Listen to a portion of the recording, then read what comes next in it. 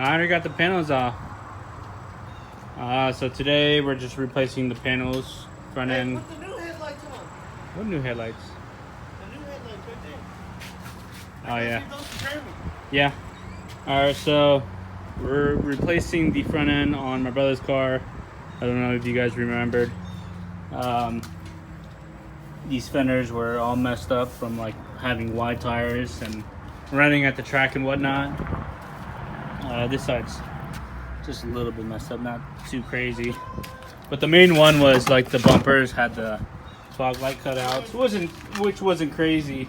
I think these things had the air ducts on the sides, that's why they were cut out. So yeah. Oh yeah, here's the new bumper. Pretty nice. Great paint job. Shout out to Steve. Thanks for the paint work. Hey, the wind is gonna push that over. Hey, we should go take this inside and put the lip on first. Oh, okay, yeah. So yeah, let's go do that. I'll go ahead and change these headlights out because these are JDM headlights and we don't care for them. So we're gonna replace them with the USDM ones, and I'm pretty sure the USDM ones are glass as well and not plastic.